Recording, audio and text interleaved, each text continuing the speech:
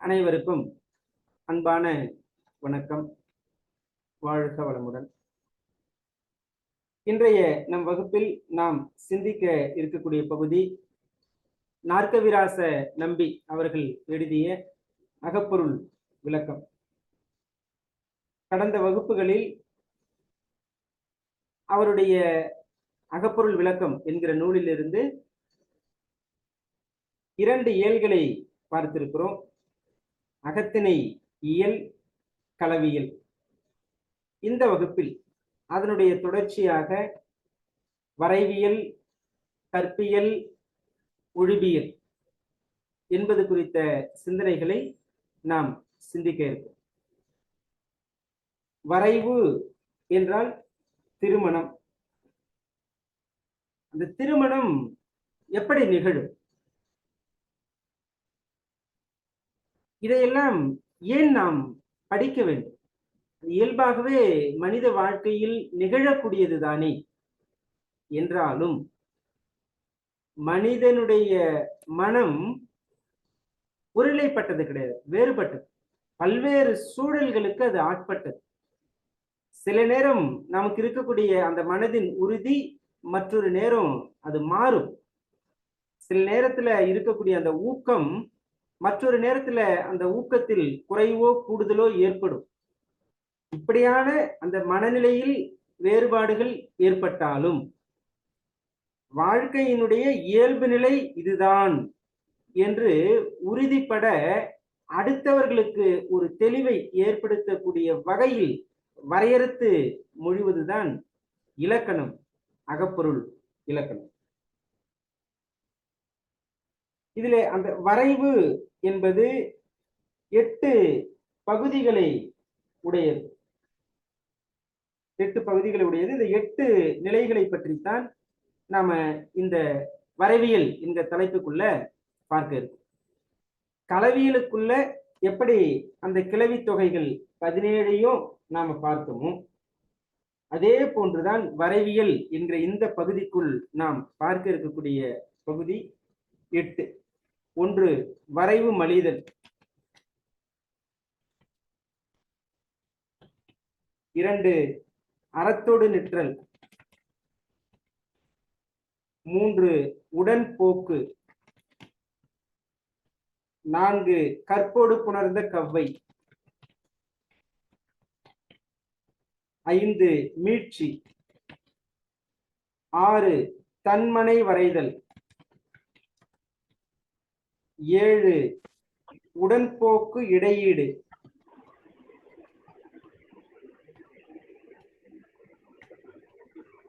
8 வரைதல். 8 வரைதல்.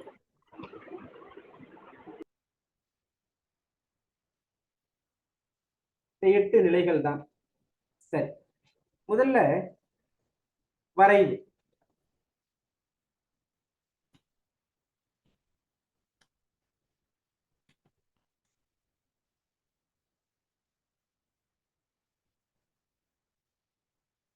வரைவு அப்படின்னா என்ன? திருமணம், அதாவது பெற்றோர்கள் முதலிய அந்த உறவுகள் எல்லாம் தன்னுடைய பெண்ணை கொடுக்க தலைவன் திருமணம் செய்து கொள்வது, இதுதான் திருமணம். சில நேரம் பெற்றோர்கள் தன்னுடைய பெண்ணை கொடுக்க விரும்பல என்று சொன்னாலும் ஒரு தலைவனானவன் அந்த தலைவியை அழைத்து சென்று அந்த சடங்குகள் முதலிய அந்த முறைமைகளோடு ஒரு பெண்ணை திருமணம் செய்து கொள்வது, அதுவும் திருமணம் தான். அது பெற்றோரின் விருப்பத்தோடோ அல்லது விருப்பம் இல்லாமலோ அந்த முறைமை மாறாமல் அந்த சடங்குகளோடு மனம் செய்து கொள்ளுகிற அந்த நிலைதான் திருமணம். இந்த வரைவிற்குரிய கிளவி தொகை 2. 1 வரைவு மலிதல், மற்றொன்று அறத்தோடு நிற்றல்.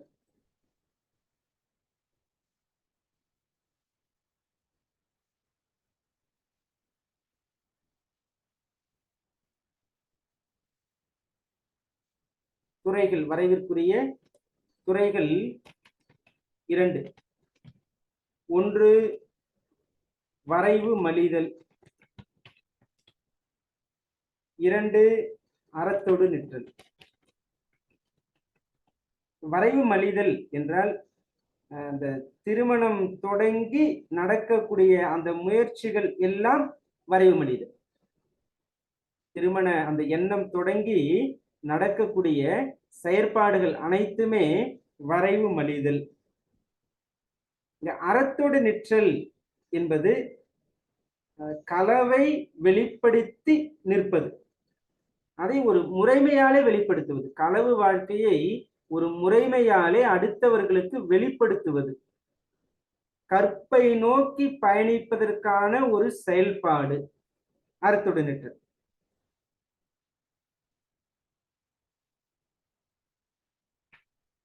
இதுல வரைவு மலிதல் என்பது 4 வகை.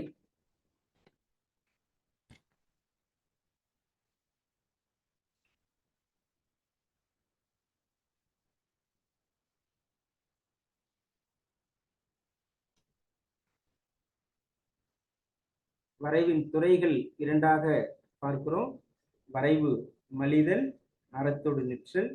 ஒவ்வொன்றை பற்றியும் விரிவாக பார்க்க போறோம். வரைவு மலிதல் என்பது 4 வகை.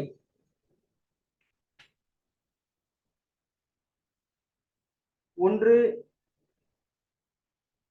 வரைவு முயல்வு உணர்த்தல்.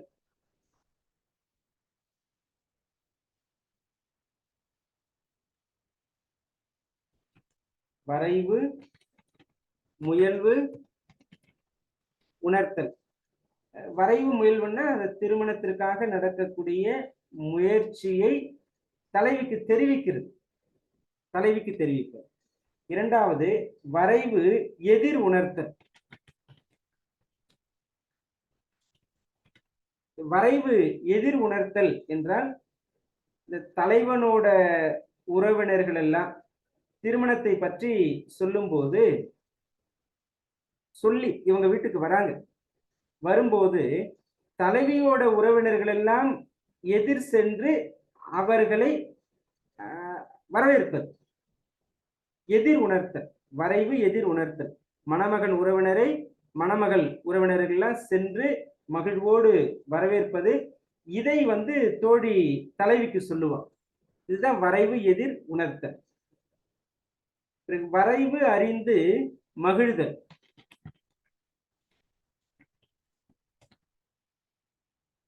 இப்படியான செயல்பாடு எல்லாம் நடக்குது. தலைவனுடைய உறவுகளை தலைவியோட உறவுகள் எல்லாம் எதிர்கொண்டு வரவேற்றாங்க அப்படிங்கிறத தெரிஞ்சுக்கிட்டு தலைவி மகிழ்வதுதான் வரைவு அறிந்து மகிழ்தல். பிறகு பராவல் கண்டு உவத்தல்.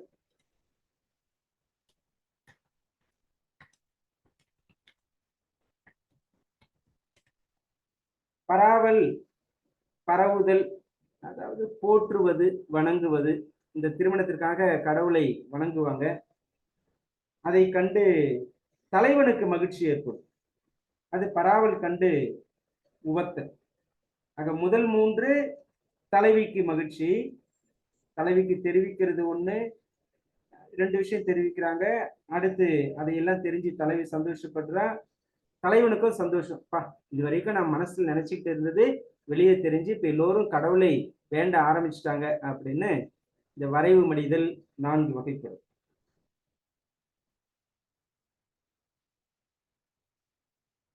இங்க மற்றொரு செய்தியை மட்டும் இதனுடைய விரி என்று கேட்டா அது 7. இப்ப சொன்ன செய்தியை தான் விரிச்சு சொல்லுவாங்க. அடுத்து அறத்தொடு நிற்றல்.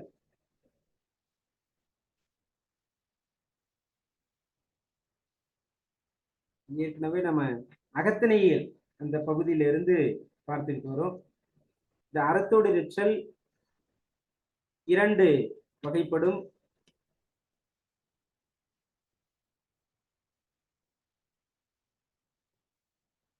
ஒன்று முன்னிலை மொழி, 2 முன்னிலை புறமொழி.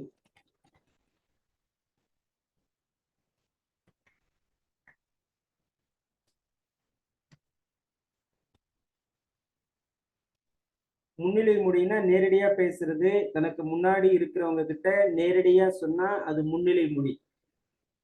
தனக்கு முன்பு இருக்கிறவங்க கிட்ட என்ன சொல்லணும்னு நினைக்கிறோமோ அதை நேரடியா சொல்லாம ஏதோ மூணாவது மனுஷன் பேசுற மாதிரி பேசுறது, அடுத்தவங்க அந்த விஷயத்த சொல்ற மாதிரி சொல்றது, அது முன்னிலை புறமொழி.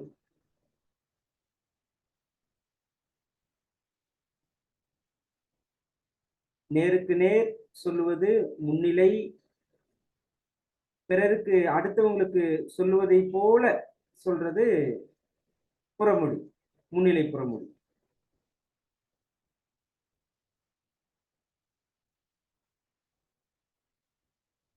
இந்த அறத்தோடு நிற்றல் என்பது 2 வகை என்று பார்த்திருக்கிறோம். இதனுடைய விரிவு 15.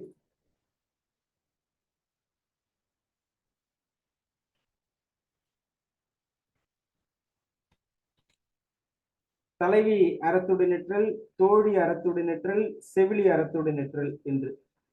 இதுல தலைவி அறத்தோடு நிற்றல் 7 விரிவு, தோழிக்கு 6 செய்தி சொல்லப்படுது, செவிலிக்கு 2. 7, 6, 13, ஒரு 2, 15 மொத்தம் 3 பிரிவா பிரிச்சு சொல்றாங்க அறத்தோடு நிற்றலையே. தலைவி அறத்தோடு நிற்றல், தோழி அறத்தோடு நிற்றல், செவிலி அறத்தோடு நிற்றல். தலைவி தோழிக்கும் தோழி செவிலிக்கும் அறத்தோடு நிற்பாங்க. இந்த திருமண நிலையில நற்றாய் அறத்தோடு நிற்றல் சொல்லப்படல். இந்த 3 செய்திகள் மட்டும்தான் இங்கு இருக்கிறது.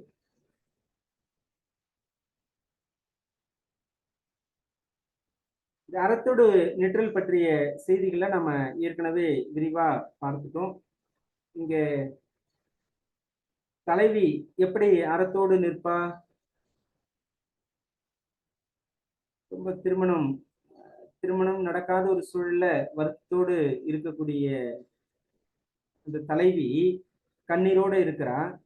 தோழி ஆறுதல் சொல்றா, அதுக்கு தலைவி உரிய பதில் பேசுறாங்க. பிறகு தலைவனோட தெய்வம் இவருக்கு ஏதோ ஒரு துணை செய்தது போல அந்த செய்தியை பேசுறாங்க. துணை செய்தது அப்படின்னா திருமணம் நடக்க போகிறது என்கிற நிலை. பிறகு தலைவன் இகழ்ந்து பேசினத தலைவி பாங்கிக்கு சொல்றது, இப்படிலாம் பேசிட்டான். எப்பவுமே எந்த ஒரு எதிர்பார்ப்பும் இல்லாம இருக்கும்போது மகிழ்ச்சியா தான் இருக்கும். எல்லோருடைய வாழ்க்கையிலும் இருக்கக்கூடியது தானே. திருமணத்திற்கு முன்பு வரைக்கும் தலைவன் தலைவி அடுத்து பேசுவாங்களா என்று எதிர்பார்ப்பதும், அதுவே திருமணத்திற்கு பிறகு ஏன் பேசுறாங்க இல்ல பேசுறதுக்கு நேரம் இல்லை, இது போன்ற சூழல்கள் இயற்கையான நிலையில் வெளிப்படுவதை நாம பார்க்கிறோம். ஆக அப்படியான நிலைகள்ல அந்த அன்பான வாழ்க்கை என்பது அகத்தில் உள்ள எண்ணத்தை கொண்டு அமைகிறது. எவ்வளவு தொலைவில் இருந்தாலும் எங்கிருந்தாலும் மனதில் அவர்களை நினைத்து அவருக்காக செய்கிற ஒரு செயல்பாட்டின் காரணமாக பிரிகிற அந்த பிரிவு இருக்கிறதே, அது அன்பினுடைய பிணைப்பு.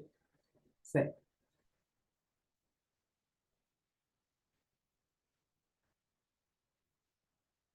வரைவு மடிதல், அறத்தோடு நிற்றல் 2 நிலைகள். இந்த அறத்தோடு நிற்றலில் தலைவி அறத்தோடு நிற்றல், தோழி அறத்தோடு நிற்றல்,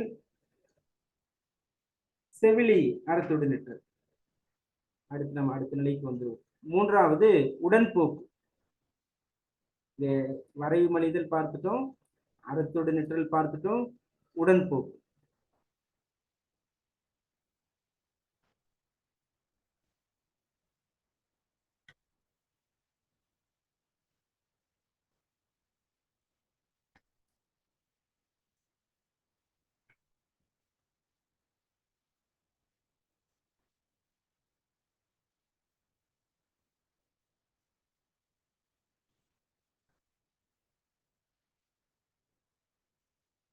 உடன்போக்கு வகைகள் 8. வகை 8.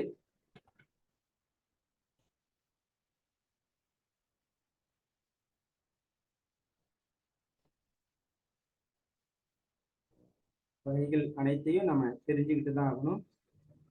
போக்கு அறிவுறுத்தல்.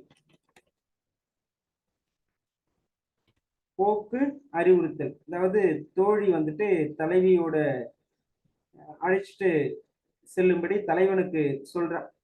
தலைவா, நீ தோழிய அழைச்சிக்கிட்டு, சாரி, தலைவியை அழைச்சிக்கிட்டு நீ போகலாம் என்று தோழி பாங்கி சொல்லுவதுதான் போக்கு அறிவுறுத்தல். அப்படி சொன்ன உடனே ரெண்டு பேரும் எடுத்த உடனே சம்மதிப்பாங்களா அப்படின்னா இல்ல, சம்மதிக்கல. முதல்ல உடன்படல், போக்கு, உடன்படாமை, அதுக்கப்புறம் அதனுடைய முக்கியத்துவத்தை எல்லாம் எடுத்து சொல்றாங்க. அதுதான் போக்கு உடன்படுத்தல். இவ்வளவு நாள் நீங்க இருந்தீங்கன்னா அது கற்பு வாழ்க்கைக்கு போகணும். இப்ப வீட்லயும் நமக்கு சம்மதம் கிடைக்கல, நீங்க உடன்போக்கு செல்வதை தவிர வேறு வழியே கிடையாது இப்படிலாம் சொல்லும்போது அவங்க ரெண்டு பேரும் உடன்படுறாங்க. அது உடன்படுதல். உடன்பட்ட உடனே ரெண்டு பேரும் புறப்படுறாங்க. அது போக்கல். இப்படி போகும்போது சில இடத்துல தலைவனோடு தலைவி பாங்கி செல்ல விட்ட பிறகு என்ன ஆகுறாங்க, பயணத்துல இருக்காங்க. இப்ப சிலர் எல்லாம் பாக்குறாங்க இவங்களை, இன்னும் இவ்வளவு வருத்தமா இவங்க போய்கிட்டு இருக்காங்களே, களைப்பா போய்கிட்டு இருக்காங்களே அப்படின்னு சற்று அவங்களை நிறுத்தி, இப்ப எங்க ஊர்ல இன்னைக்கு தங்கிட்டு போங்க, ஏன் இவ்வளவு கஷ்டப்பட்டுக்கிட்டு போறீங்க என்று அவங்க போக்கை விலக்கி தங்களுடைய ஊரில் தங்கி செல்லும்படி பார்த்தவர்கள் கண்டோர் கூறுவது, அது விளக்கல். சிறிது ஓய்வு. அந்த நேரத்துல என்ன ஆகும், சத்த நேரம் ஓரமா நின்னா கூட ரெண்டு பேரும் பார்க்கும்போது ஒருவருக்கு ஒரு மகிழ்ச்சி ஏற்படும். அது எப்படிதான் வரும்னு தெரியாது, ஆனா வரும். அதுதான் புகழுதல். புகழ்ந்த உடனே அங்கேயே பார்த்துக்கிட்டே இருக்க முடியுமா? அடுத்து பயணத்தை தொடரணும். இப்ப தொடரும் போது பார்க்கிறவங்க எல்லாம் சொல்றாங்க, அம்மா கஷ்டப்படாத, இன்னும் ரொம்ப தொலைவு இல்ல, தலைவனுடைய ஊரு பக்கத்துலதான் இருக்கு அப்படின்னு தலைவியை தேற்றுகிறார்கள். அது தேற்றல். இதுதாங்க உடன்போக்கு. அப்புறம் என்ன, ஊருக்கு போயாச்சு. போன உடனே அடுத்து ஒண்ணு திருமணம் நடக்கும், இல்ல மீண்டும் தலைவியோட ஊருக்கே போகணும், ஏதாவது ஒண்ணு நடக்கும். ஆக உடன்போக்கு 8 வகை. போக்கு அறிவுறுத்தல், போக்கு உடன்படாமை, போக்கு உடன்படுத்தல், உடன்படுதல், போக்கல், விலக்கல், புகழ்தல், தேற்றல். சரி, இந்த செய்தி தான் விரிவாக 18 நிலைகளில் சொல்லப்படுகிறது. இப்ப நாம பார்த்த இந்த செய்தி தான்.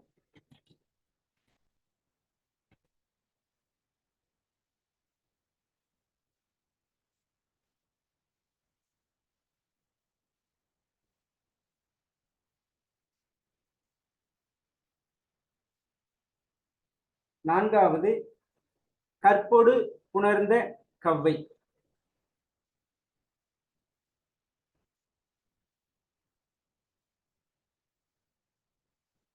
கற்போடு புணர்ந்த கவ்வை.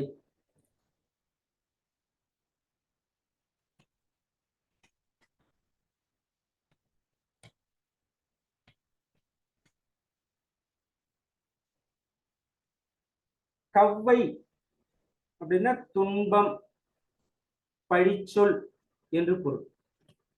கவ்வை என்றால் பழிச்சொல் இல்ல துன்பம். இதனுடைய வகை 5. 5 வகை. இந்த கற்போடு புணர்ந்த அந்த பழிச்சொல், கற்போடு இருக்கிறதுனால தலைவனோடு உடன்போக்கு சென்றாவது தன்னுடைய ஒழுக்கத்தை நிலைநாட்டணும் என்று இருக்கிற நிலையில எல்லாரும் அந்த உண்மைத்தன்மையை புரிஞ்சுப்பாங்கன்னு சொல்ல முடியும். பக்கத்துல இருக்கிறவங்கள அதை படியாதான் பார்ப்பாங்க. ஜெயிக்கிற வரைக்கும் ஒருத்தரோட முயற்சிய வீண் முயற்சின்னு தான் சொல்லும் இந்த உலகம். அதுவே வெற்றி பெற்று விட்டால், ஜெயித்து விட்டால் அவரை பார்த்து இவருடைய முயற்சி விடாமுயற்சி என்று பேசும். ஆக அடுத்தவங்க நம்முடைய முயற்சியை வீண் முயற்சி என்று சொல்றாங்களா இல்ல விடாமுயற்சி என்று சொல்றாங்களா, அதெல்லாம் நம்முடைய சூழலை, வெற்றியை பொறுத்து தான். அதனால அவங்க உண்மை அறிந்துலாம் நம்மளுடைய திறனை ஆராய்ந்து சொல்றாங்கன்னு எல்லா சூழலும் எடுத்துக்க முடியாது. முயற்சியோடு நம்முடைய எண்ணத்தில் உறுதியா இருக்கணும்.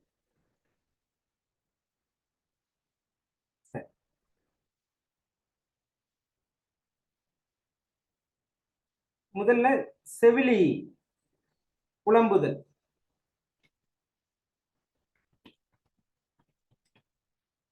தன்னுடைய பொண்ணு காதலனோட சென்றதை பார்த்து, ஏன்னா உடன்போக்குக்கு அடுத்துதான் இந்த நிலை பார்த்து செவிலி என்ன பண்றாங்க, புலம்புறாங்க, வருத்தப்படுறாங்க. இரண்டாவது நற்றாய் புலம்பல். அவங்களும் இருக்க முடியுமா, பெற்றெடுத்த தாயாயிடுச்சு, ஆனாலும் வளர்த்த தாய் தான் முதல்ல. நற்றாயும் தன்னுடைய மகள் காதலனோடு சென்றதை உணர்ந்து புலம்புகிற அந்த நிலைதான் நற்றாய் புலம்பல். கவர்மனை மருட்சி.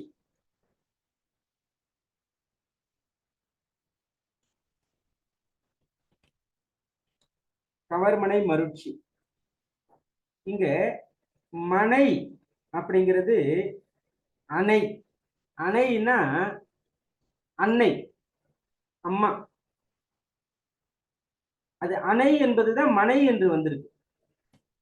கவர் மனை அப்படின்னா தாய் இருக்கக்கூடிய அந்த வீடு, அந்த வீட்டிலேயே இருந்து தாயானவள் வருந்துவது. முதல்ல இரண்டாவதா பார்த்த நற்றாய் புலம்புதல், அம்மா மத்தவங்க கிட்ட கூட அந்த வருத்தத்தை சொல்லி புலம்புறது. ஆனா எல்லா நேரத்திலும் புலம்ப முடியாது, தன்னுடைய பெண்ணாயிற்று என்று வீட்டிற்குள்ளாகவே இருந்து கொண்டு நற்றாயானவள் வருந்துவதுதான் கவர்மனை மருட்சி. இதையெல்லாம் பார்த்தவங்களும் வருத்தப்படுறாங்க. அதுதான் கண்டோர் இரக்கம். தலைவியை தோழியும் சென்றதை தலைவியும் தலைவனும் சென்றதை பார்த்து இந்த தோழி, தாய், செவிலி இவங்கெல்லாம் கஷ்டப்படுறாங்க இல்லையா, இதை பார்த்தவர்கள் இறங்கி கூறுவதுதான் கண்டோர் இரக்கம். இப்படி வருத்தப்பட்டுக்கிட்டே இருக்கிறப்ப செவிலி மட்டும் துணிவா என்ன செய்வா, தலைவியை தேடி கண்டுபிடிக்க புறப்படுவான், தேடி அலைவான். இது செவிலி பின் தேடி சேரல். கலித்தொகையில இதற்கு நிறைய உதாரணங்கள்லாம் இருக்கு.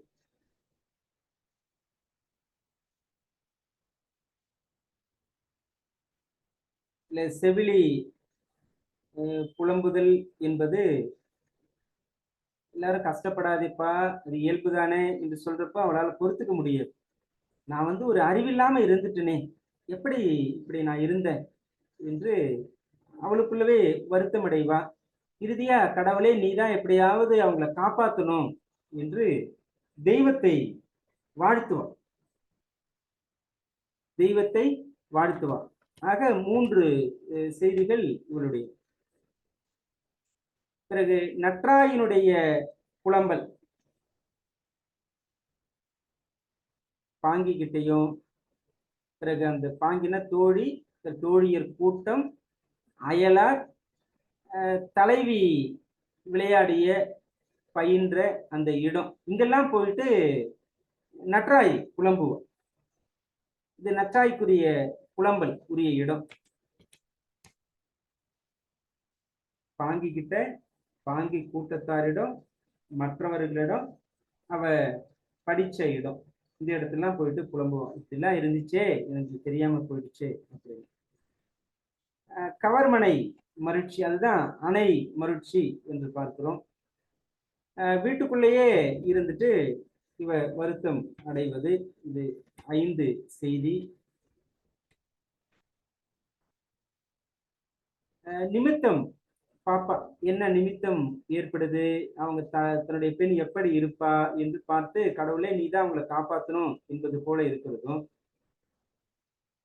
பிறகு அந்த சுரம் வழியில இருக்கக்கூடிய அந்த கடினம் எல்லாம் நீங்கணும் என்று வேண்டுவதும், தன்னோட பெண் ரொம்ப மென்மையா இருப்பாளே, அதிர்ந்து பேச மாட்டாளே, யாரையும் நிமிர்ந்து கூட பார்க்க மாட்டாளே என்று தன்னுடைய பெண்ணோட மென்மை தன்மையை கண்டு வருந்துவதும், அவளுக்கு இன்னும் வயசு கூட இந்த அளவுக்கு நிறைய ஆகலையே, ரொம்ப இளமையான வயசு தானே, இந்த அந்த இளமைத்தன்மைக்காக வருந்துவதும், மற்ற அவ வெளியெல்லாம் ரொம்ப போனதில்லையே, எங்கு எப்படி பயந்து இருக்காளோ அச்சம் படக்கூடிய பெண்ணாயிற்றே என்று அவளுடைய அச்சத்தன்மைக்கு வருந்துவதும், இப்படியான செய்திகள்லாம் வீட்டுக்குள்ளேயே இருந்து அவ வருந்துவதற்குரியது. கண்டோர் இரக்கம், பார்த்தவங்களுக்கு நம்ம எண்ணிக்கையெல்லாம் சொல்ல முடியாது, பார்த்தவர்கள் வருந்தி செல்வது. செவிலி பின்தேடி செல்லுதல். செவிலி தலைவி அவர் சென்றபடியே தேடி போறது. இது 9 நிலைகளை கொண்டது. முதல்ல நற்றாயை தன்னுடைய தோழியை செவிலி தேற்றுவா, இது 1. 2வது அந்த முனிவர்கள் வழியில இருப்பாங்க, அவங்களெல்லாம் கேட்பாங்க, இப்ப என்னுடைய பெண்ணும் இன்னொருத்தருடைய மகனும் இந்த வழியில போனதை பார்த்தீங்களா அப்படின்னு. அதுல சிலர்லாம் காரணம் காட்டுவாங்க,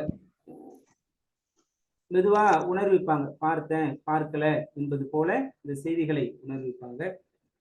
பிறகு ஏற்றி, இந்த விரலி ஏற்றி இது போன்று இருப்பாங்களே, அவங்க கிட்ட புலம்புவாங்க. பிறகு மற்ற நபர் அந்த புறவர்கள் அவங்களோட புலம்புவாங்க. அவங்க போன அந்த வழித்தடம் யாராவது சொல்ல கேட்டு இல்ல பார்க்க கேட்டு வருந்துவாங்க. மற்றபடி எதிர்த்து வரவங்க கிட்டையும் அது சம்பந்தமா கேட்பாங்க. கேட்பதோடு அவங்க எதுனா பதில் சொன்னா புலம்பவும் ஆரம்பிச்சிருவாங்க. மற்றபடி பெண்ணை காணாமல் கவலையோடு இருப்பாங்க. இப்படியான செய்திகள் எல்லாம் செவிலி பின்தேடி சேரலின் போது நிகழக்கூடிய செய்திகள் இவை எல்லாமே. இந்த கற்போடு புணர்ந்த கவ்வை, உடன்போக்கு, அதுக்கப்புறம் இதையெல்லாம் தேடி போகிற அந்த நிலை, அதற்கடுத்து மீட்சி. மீட்சி என்றால் மீண்டு வருவதுதான் மீட்சி. இந்த மீட்சி 4 வகை. உடன்போக்கு சென்ற தலைவனும் தலைவியும் மீண்டு வருவது மீட்சி. தெளித்தல்,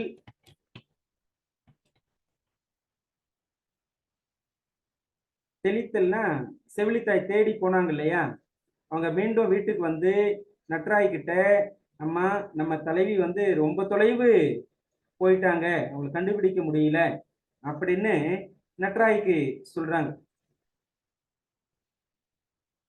சொல்லிட்டு தலைவன் தலைவி அவங்க 2 பேரும் அவங்களுடைய ஊரை அடைஞ்சிட்டாங்க என்று இந்த செய்தியையும் சொல்லுவது. இதோடு சில நேரம் செவிலித்தாய் தன்னுடைய வளர்ப்பு மகள் அந்த தலைவியை கிட்ட போயிட்டு பார்ப்பதும் உண்டு. பார்த்துட்டு நீங்க வாங்க நம்ம வீட்டுக்கு போகலாம், நீங்க சொல்லியிருந்தீங்கன்னா நாங்களே திருமணம் செஞ்சு வச்சிருக்கோமே என்று அவங்க சொல்லி அழைச்சிட்டு போறதும் உண்டு. இப்படி தலைவியை தெளிவிப்பதும் உண்டு. ஒன்று நற்றாயை தெளிவிக்கணும், 2 தலைவியை தெளிவிக்கணும். 2ல ஏதாவது ஒண்ணு நடக்கும். இது தெளித்தல். பிறகு மகிழ்ச்சி.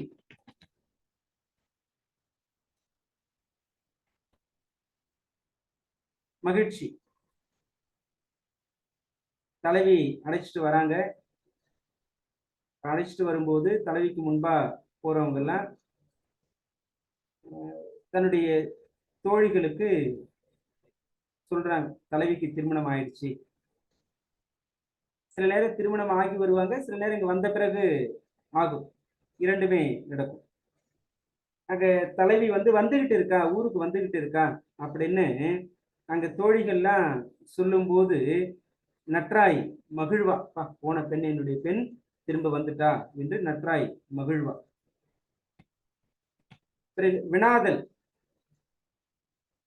வினாதல், தன்னுடைய பொண்ணு காதலனோட வந்துகிட்டு இருக்கா அப்படிங்கிறத கேட்ட நற்றாய்,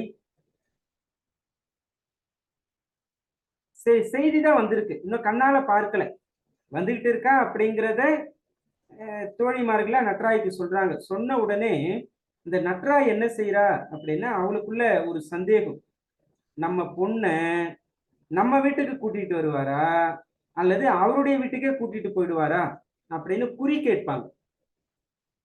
வெறியாட்டு நிகழ்த்துகிற அந்த நபரை கேட்பாங்க. அவங்க உணர்ந்து சொல்லுவாங்க, இல்லம்மா உங்க பொண்ணு இங்கதான் வரும், இல்ல அவனுடைய மணமகன் வீட்டுக்கே அது போயிடும், ஏதாவது ஒரு பதில் சொல்லுவாங்க. இப்படி நற்றாய் வினவுவதுதான் வினாதல். செப்பல் சொல்லுவது, தலைவி வந்துகிட்டு இருக்கா அப்படிங்கிற வருகையை பாங்கியருக்கு சொல்லுவதுதான் செப்பல் கூறுதல். இப்படி 4 வகையை கொண்டது மீட்சி என்பது. இதனுடைய இந்த செய்தியையே 6ஆக விரித்து சொல்லுவார்கள். விரி 6.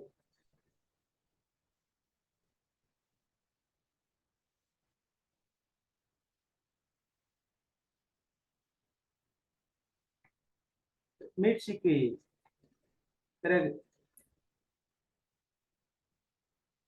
முதல்ல வரைவு மலிதல், பிறகு அறத்தோடு நிற்றல், அறத்தோடு நின்னும் திருமணம் நடக்கிற நிலை இல்லை என்று தெரிந்த போது உடன்போக்கு, உடன்போக்கு போனவுடனே வீட்டில் இருக்கக்கூடியவர்கள் எல்லாம் வருந்துவது கற்பொடு உணர்ந்த கவ்வை, பிறகு தலைவன் தலைவி மீண்டு வருவது மீட்சி, மீண்டு வந்தவுடனே திருமணம் நடக்கணும். தன்மனை வரைதல், தன்மனை வரைதல்.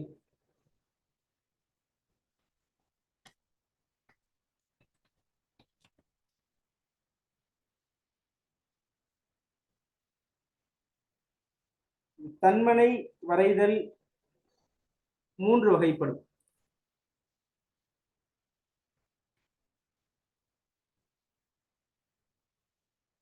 ஒன்று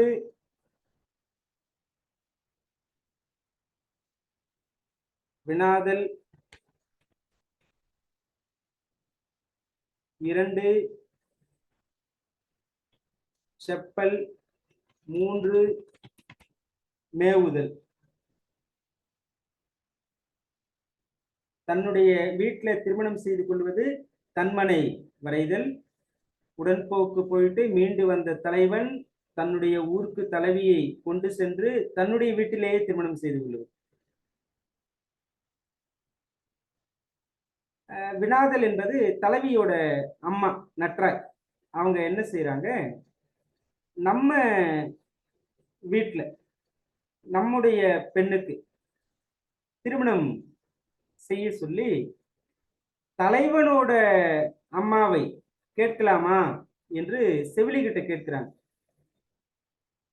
பெண்ணோட அம்மா செவிலி கிட்ட கேட்கிறாங்க, என்னன்ட்டு, அவர் அவர் வீட்டுல திருமணம் செய்ய அழைச்சிட்டு போயிட்டாரு, நம்ம பையனுடைய அம்மா கிட்ட பேசலாமா, நம்ம வீட்டுல திருமணம் செஞ்சுக்கலாம் என்று வினவுவது வினாது. அதற்கு தோழி என்ன செய்யறா, செவிலி தாய்கிட்ட ஒரு செய்தி சொல்றா, அம்மாடி அவருக்கு ஏற்கனவே அங்க திருமணம் நடந்துருச்சு. தோழி செவிலிக்கு திருமணமான செய்தியை சொல்லுவது, அதுக்கப்புறம் செவிலி நற்றாய்க்கு அந்த செய்தியை சொல்றது. பிறகு மேவுதல். மேவுதல் அப்படிங்கிறது தலைவனுடைய கூட்டு, நான் தலைவியை திருமணம் செஞ்சுக்கிட்டேன் அப்படிங்கிறத உங்களுடைய உறவினர்களுக்கு எல்லாம் சொல்லிவிடு என்று தலைவன் வெளிப்படுத்துவதுதான் மேவுதல்.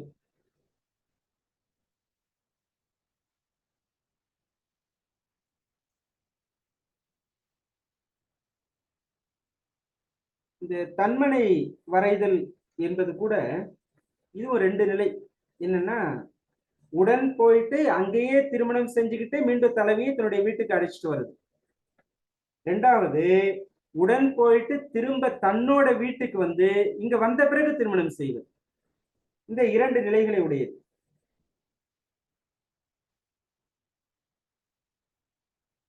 ஆக தன்மனை வரைதல் என்பது 5 விரிகளை கொண்டது. 5 நிலைகள்ல இத செய்தியை விரித்து சொல்றாங்க. இப்ப பேசின இதே செய்தி தான்.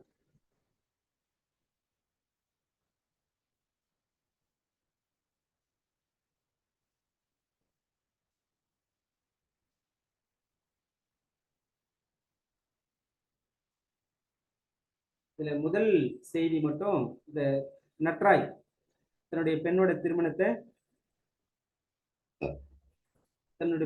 திருமணத்தை விரும்புற அந்த ஆசைய செவிலி கிட்ட கேட்கிறா, என்ன நம்முடைய வீட்டுல திருமணம் செஞ்சுக்கலாமா அப்படின்ட்டு.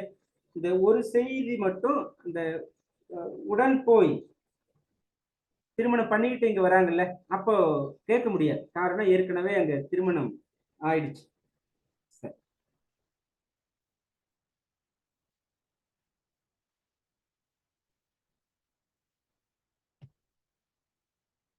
உடல் போய் வரைந்து மீளுதல்.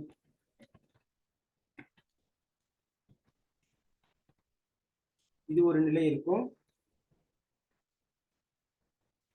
உடல் போய் மீண்டு வரைவு கொள்ளல், இது ஒரு நிலை இருக்கும். 2 நிலைகள் இங்கு உண்டு.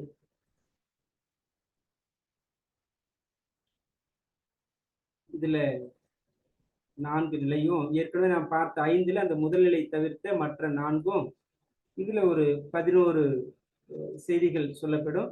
2ம் சேர்க்கும் போது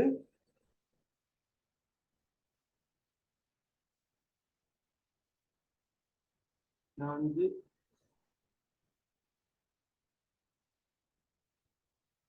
இதனுடைய 11 நிலை. சரி, நம்ம அடுத்த செய்திக்குள்ள வருவோம்.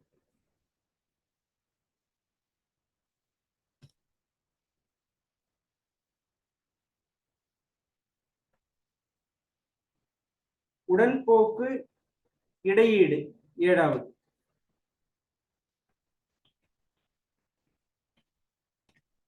உடன்போக்கு இடையீடு இது 4 வகை.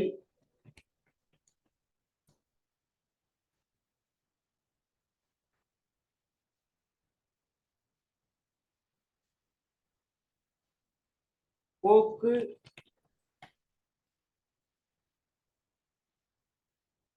அறிவுறுத்தல்.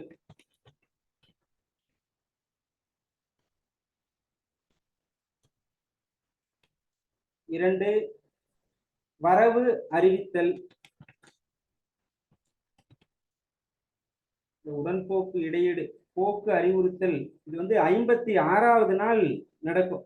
உடன்போக்கு அறிவுறுத்தல் 56வது நாள்.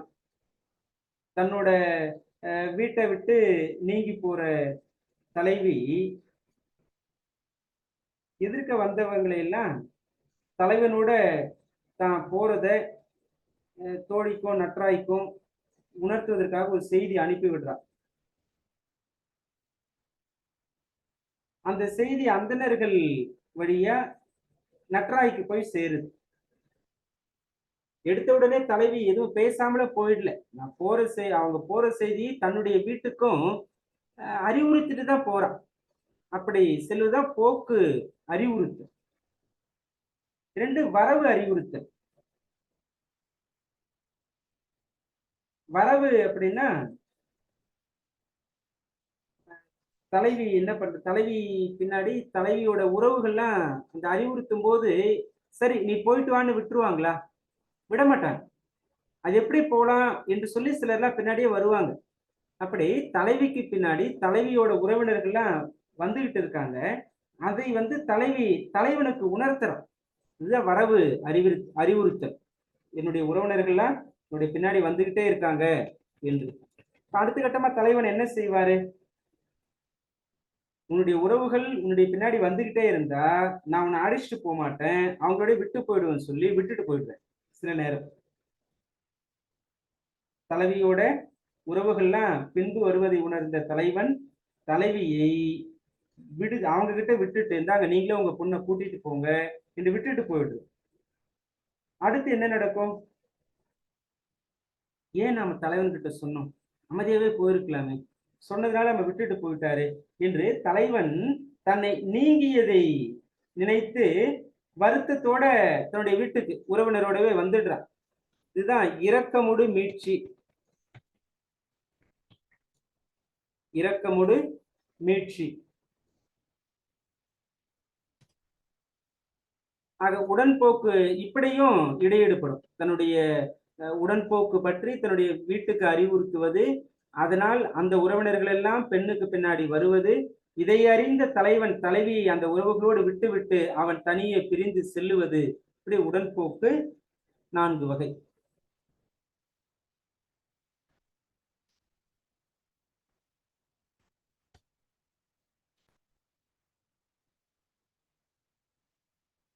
உடன்போக்கு இடையீடு 4 வகை. 8வது, இப்படி விட்டுட்டு போயிட்டாருன்னா அதோட வரமாட்டாரா அப்படின்னா வருவார். அடுத்த கட்டமா என்ன செய்யலாம் என்று முடிவு செஞ்சு வந்து திருமணம் தான் அடுத்து. வரைவு 56வது நாள் இந்த வரைவு நடக்குமா. 56வது நாள் விட்டுட்டு போனவரு மீண்டும் இந்த உறவினர்லாம் சேர்ந்து தலைவி அவருடைய ஊருக்கு அழைச்சிட்டு போய் திருமணம் செய்து வைக்கிறது, இல்ல தலைவனை இங்கு வர வைத்து திருமணம் செய்து வைப்பது, அந்த போக்கு அன்னைக்கு ஒரு திருமணம் செய்து வச்சிடறாங்க. வரைதல்.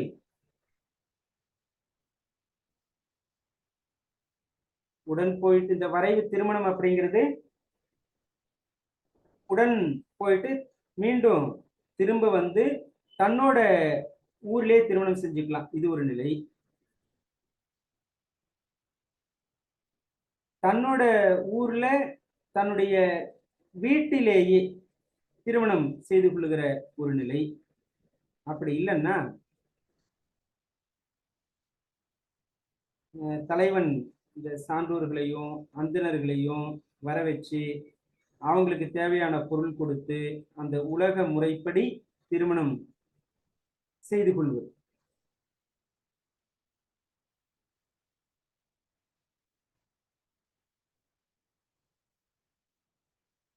தன்னூர் வரைதல், தன்மனை வரைதல் என்று 2 நிலை. இதற்கு அடுத்தபடி சான்றோர்களை முன்னிறுத்தி அவர்களுக்கு தேவையான பொருளை கொடுத்து அவர்களுடைய வழிகாட்டுதலோடு திருமணம் செய்து கொள்வதும் இந்த உலகத்தோட இயல்பு என்பதோடு இந்த வரைவு என்கிற வரைவியல் முற்று பெறுகிறது. அடுத்து வரைவுக்கு பிறகு அவங்க வாழ்க்கை நடத்தணும், கற்பு வாழ்க்கையை மேற்கொள்ளணும். அதுதான் கற்பியல். இந்த கற்பியல் இதை பற்றி நாம ஏற்கனவே முதல் இயல் அகத்திணையல்ல விரிவா பார்த்திருக்கிறோம்.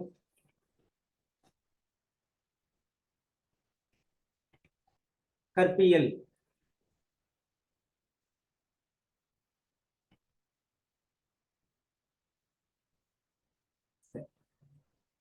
இந்த கற்பு என்று சொல்லக்கூடியது மனதின் உறுதி நிலைதான்.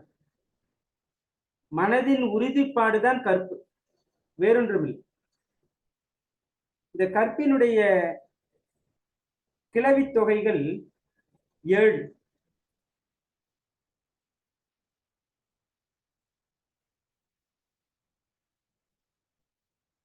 இலக்கணப்படி கற்பு என்பதற்கான இலக்கணம் என்ன சொல்லப்பட்டிருக்கு அப்படின்னா, மனசுல இருக்கக்கூடிய அந்த மகிழ்ச்சியும் ஊடல், தலைவன் தலைவி இடையே ஏற்படக்கூடிய ஊடல், அந்த பொய் கோபமும் அந்த பொய் கோபத்தை உணர்த்துவதும் பிரிவு, இவை பொருந்தியதுதான் கற்பு. மகிழ்வும் ஊடலும் ஊடல் உணர்த்தலும் பிரிவும் என்று இவை போன்றவை பொருந்தியது கற்பு. இது நம்பியக பொருள் சொல்லுகிற கற்பு என்பதற்கான விளக்கம். பொற்பமை சிறப்பில் கற்பெனப்படுவது மகிழ்வும் ஊடலும் ஊடல் உணர்த்தலும் பிரிவும் பிறவும் மருவியதாகும். இது இலக்கணம் சொல்லுவது. இந்த செய்தியோட நம்ம முடிச்சிருவோம். எளிமையான பகுதி தான்.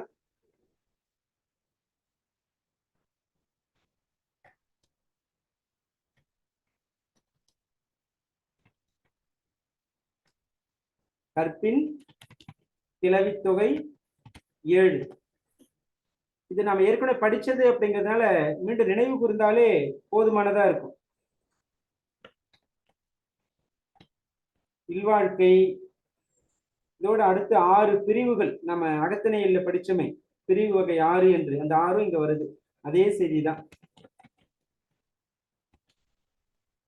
பரத்தையர் பிரிவு, ஓதர் பிரிவு, காவர் பிரிவு, பிறகு தூதிர் பிரிவு,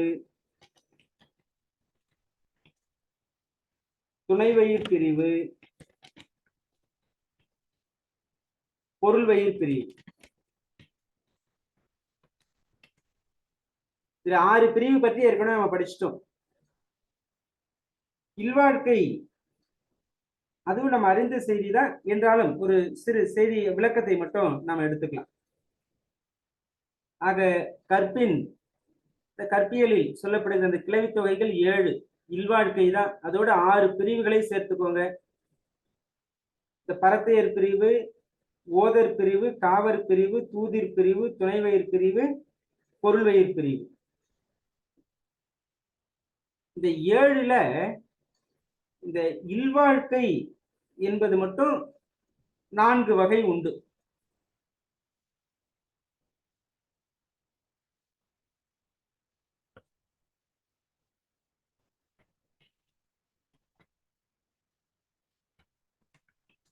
இல்வாழ்க்கை 4. கிழவோன் மகிழ்ச்சி, தலைவன் மகிழ்ச்சி இது. அதனால தலைவிக்கு முன்பாக பாங்கி புகழுறார், பரவாயில்ல உன்னுடைய உதவியால எங்களுக்கு திருமணம் நடந்துருச்சு அப்படின்ட்டு. பிறகு கிழத்தி மகிழ்ச்சி, தலைவியோட மகிழ்ச்சி.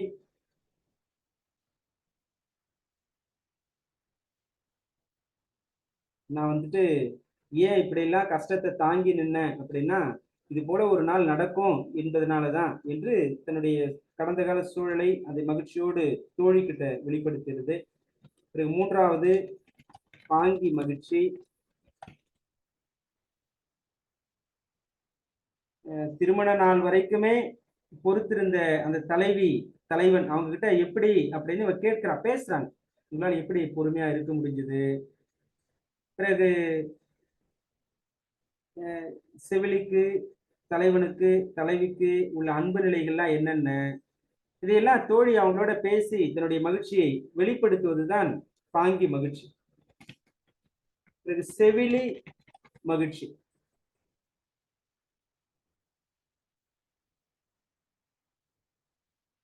தலைவன் தலைவியோட வீட்டுக்கு போயிட்டு அவங்களுடைய வாழ்க்கையை பார்த்து வந்த செவிலி நட்ராய் கிட்ட தலைவியோட கற்போட தன்மை எடுத்து சொல்ற. இதுக்கு நிறைய பாடல் உதாரணம் இருக்கு. 500 நற்றினை குறுந்தொகையில தலைவியோட அந்த வாழ்க்கை எப்படி நடந்துகிட்டு இருக்கு, அவ சிறப்பா இருக்கா, இங்க வசதியா இருந்தாலும் தலைவனுடைய ஊர்ல ஏழ்மையான ஒரு சூழலிலும் அவன் மகிழ்ச்சியோடு இருக்கிறா அப்படிங்கிறத செவிலித்தாய் நட்ராய் கிட்ட வெளிப்படுத்துறாங்க. அவங்களுடைய காதல் தன்மையை வெளிப்படுத்துறாங்க, வெளிப்படுத்தி மகிழ்ச்சி அடைகிறாங்க. இது செவிலி மகிழ்ச்சி. இந்த செய்திகள் தான் 10 படிநிலைகளில் விரிவாக பேசப்படுகிறது. மற்றபடி பரத்தையர் பிரிவு, இந்த பரத்தையர் பிரிவு 4 வகைப்படும். நிறைவு செஞ்சலாம் ஒரு 5 நிமிடம்.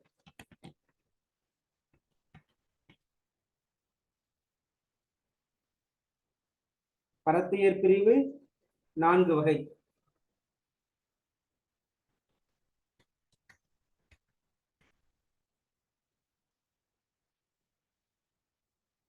ஒன்று வாயில் வேண்டல்,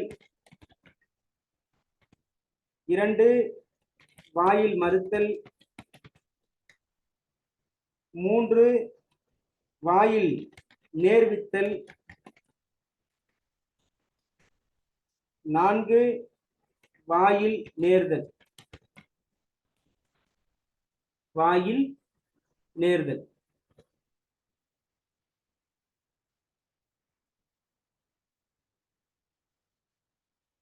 வாயில் வேண்டல் அப்படிங்கிறது பரத்தை கிட்ட பிரிந்து சென்ற தலைவன் மீண்டும் தலைவி கிட்ட வராங்க. ஆனா தலைவி ஒத்துக்கல. அப்ப தோழி கிட்ட போயிட்டு உதவி கேட்கிறாரு. நீ தான் வந்து எப்படியாவது சம்மதிக்க வைக்கணும் என்று தோழி கிட்ட தலைவன் வேண்டுவதுதான் வாயில் வேண்டல். ஆனா தோழி மறுத்துறா. நானும் வந்து தலைவி கிட்ட பேச மாட்டேன். இந்த பாணன் உள்ளிட்ட பிறரையும் நான் அவனுக்கு பேசுவதற்காக அனுப்ப மாட்டேன் என்று தோழி மறுப்பது வாயில் மறுத்த.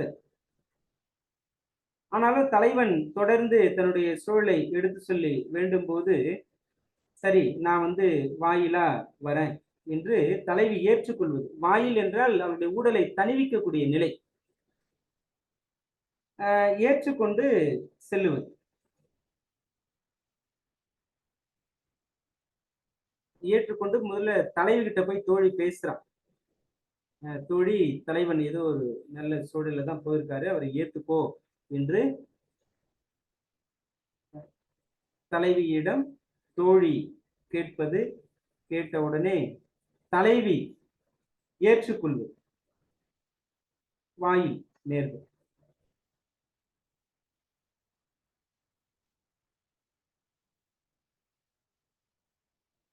மற்றபடி மற்ற இந்த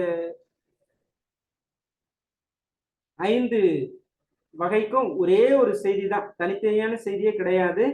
ஓதர் பிரிவு, காவர் பிரிவு, தூதிர் பிரிவு, துணைவயிர் பிரிவு, பொருள்வயிர் பிரிவு. இந்த 4மே எத்தனை வகைப்படும்னா 4ற்குமே பொதுவான வகை 9. 4ற்கும் பொதுவான வகை 9. இது கூட நம்ம ஏற்கனவே பார்த்துக்கோம். ஏற்கனவே நம்ம பார்த்துதான் இருக்கும். சொன்ன உடனே உங்களுக்கு கண்டிப்பா நினைவுக்கு வந்து என்ன செய்தின்னா, பிரிவு அறிவுறுத்துறது, பிறகு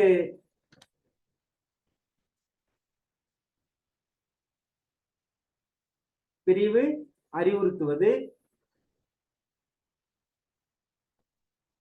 பிரிவுக்கு உடன்படாமல் இருப்பது, உடன்படுவது, உடன்படுத்துவது, உடன்படுவது, பிரிவுழிக்களங்கள், வன்பொறை, வன்பொறை, வழி வழி வருவழி களங்கள், வந்துடி மகிழ்ச்சி என்கிற இந்த 9 நிலைகள் தான் இந்த 5 பிரிவிற்கும் உரியது.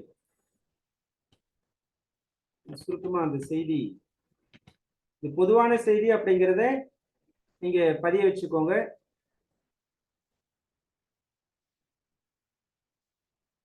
பிரிவு அறிவுறுத்தல்,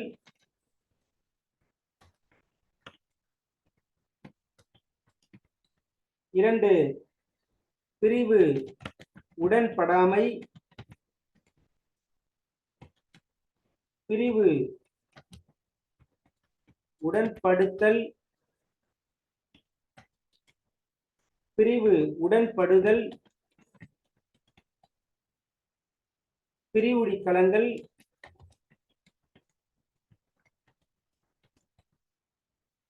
பிரிவுடி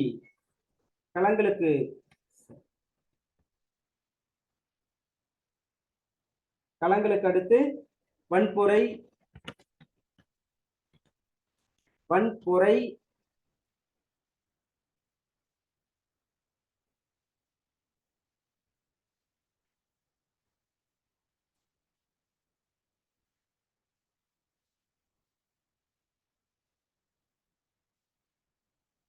வருவழி களங்கள்,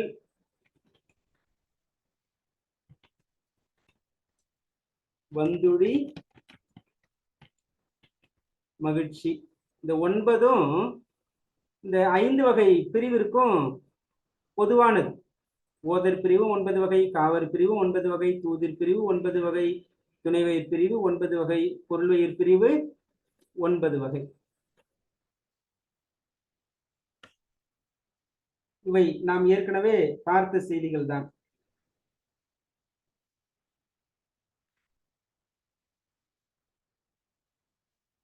கூடுதலா ஒரு 2 கருத்து இருக்கு.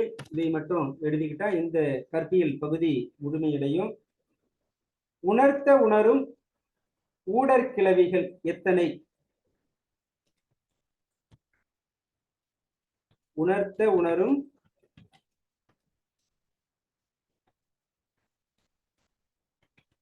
ஊடர் கிளவிகள் 11, உணர்த்த உணரா ஊடர் கிளவிகள்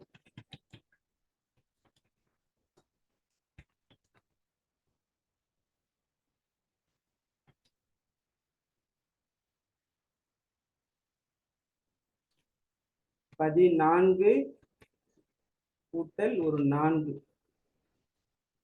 ஆக 18. இவ்வளவு தாங்க இந்த இயல்.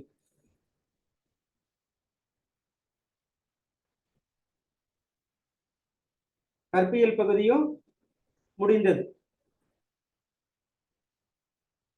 கற்பியலுக்குரிய கிளவித் தொகைகள் 7. இல்வாழ்க்கை, பரத்தியர் பிரிவு, ஓதர் பிரிவு, காவர் பிரிவு, தூதிர் பிரிவு, துணைவயிர் பிரிவு, பொருள்வயிர் பிரிவு. இவ்வளவுதான். இந்த இல்வாழ்க்கை 4 வகை, பரத்தியர் பிரிவு 4 வகை, மற்றவை எல்லாம் 9 வகை. மற்ற இருக்கக்கூடியது அடுத்து ஒழிபியல் பகுதி தான். அடுத்த வகுப்பில் நிறைவு செய்துவிட்டு தொல்காப்பியர் கூறுகிற அகவாழ்க்கை பற்றிய செய்திகளை நாம் பார்க்கலாம். இந்த அளவில் இந்த வகுப்பை நிறைவு செய்கிறோம். அனைவருக்கும் நன்றி. வாழ்க வளமுடன்.